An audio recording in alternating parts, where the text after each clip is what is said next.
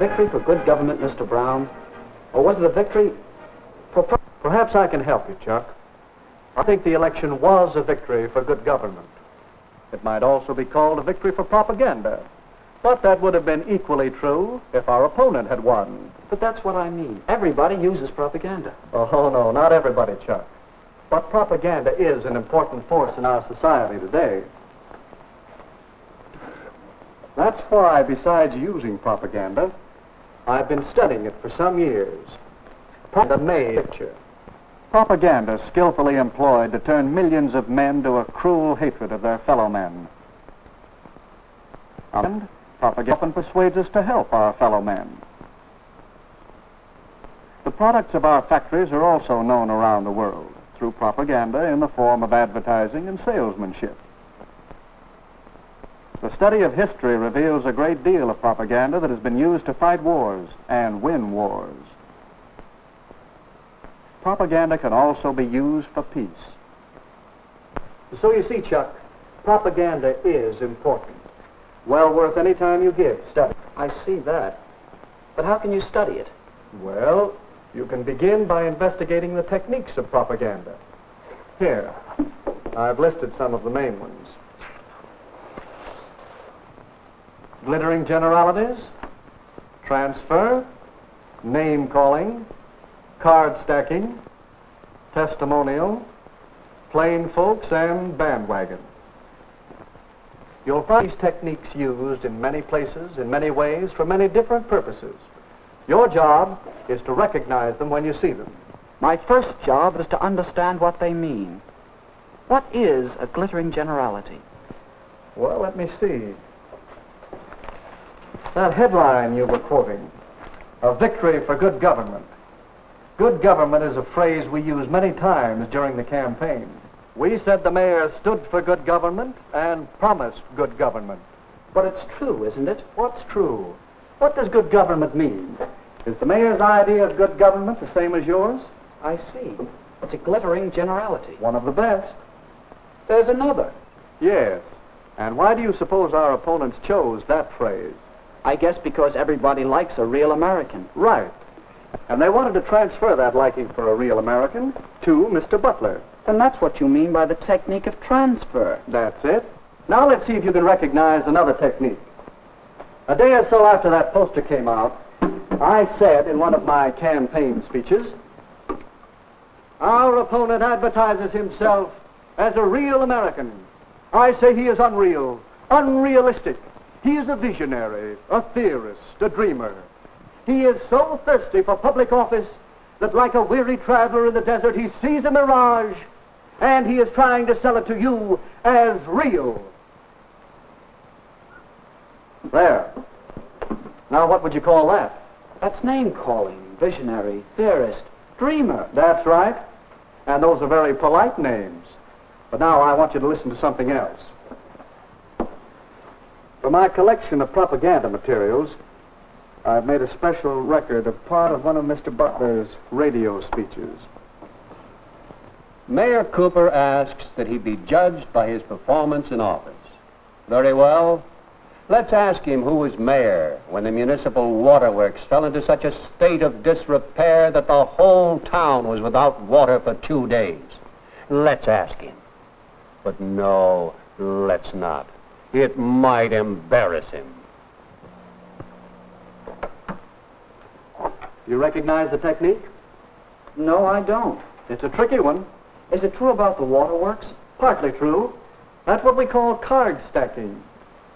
Cooper was mayor when the pumping station broke down, but it was the men in office before him who allowed it to get into such a rundown condition, and it finally gave way before he could get anything done. I see. And card stacking is choosing some facts and leaving out others, and arranging them to suit your purpose. That's the idea. Now, did you see our little campaign movie? Yes, a couple of times. Well, let's look at it again as an example of propaganda techniques. It was a testimonial, wasn't it? Yes, we used other techniques, too. See if you can spot them. Will you get the light, please? Oh, sure.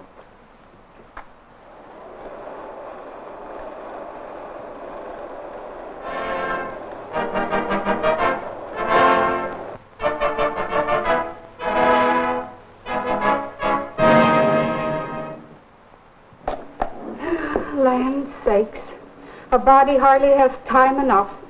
The house to clean, and the washing to do, and the men folks to feed. They like their chocolate cakes, too. But I do want to take time to tell you that I've known Dick Cooper ever since he was knee-high to a grasshopper. He comes of a good, respectable family, just as honest as the day is long. And he knows our town. He's one of us. That's why I'm going to vote for Mayor Cooper. And all my friends are going to vote for him, too. We'll stop a minute, Chuck. Recognize the technique? That must be what you call plain folks. That's right. You'll find many versions of the appeal based on the common man, the man on the street, log cabin to president.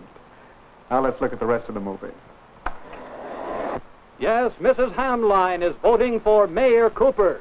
Her friends are voting for Mayor Cooper. Your friends are voting for Mayor Cooper. The people know what they want, and what they want is Mayor Cooper. Don't you be left behind. Get on board the Victory Special. Vote for Mayor Cooper and ride with him to victory.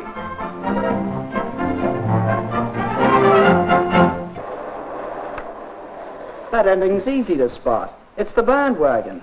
Yes, the propaganda we've been talking about is easy to detect. But a great deal of propaganda is much more hidden, much harder to detect. That's what's bothering me. Even in a small local election, there's so much propaganda. That poster, a real American. It uses a transferred device. Does that mean it isn't true? Not necessarily.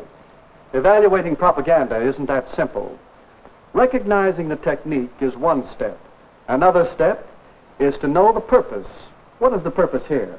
That's easy. To get people to vote for Butler. Yes, to persuade people that Butler is the better man, to move them to vote for him. In short, to sell Mr. Butler to the voters. You'll find that the purpose of most propaganda is to persuade people to believe something, to do something, or to buy something. All right. But it still doesn't answer my question. No. Your next step, and it's a big one, is to get the facts. Well, is he a real American? Howard Butler was born in this country. He obeys its laws. He's a good citizen. Yes, he is a real American. The same can be said for Richard Cooper. So ask yourself whether the facts support the purpose. Do they support the transfer of feeling from real American to Mr. Butler over Mr. Cooper? No, I guess not. Well, that's your fourth step. Weigh the facts against the purpose and the technique. I think I understand.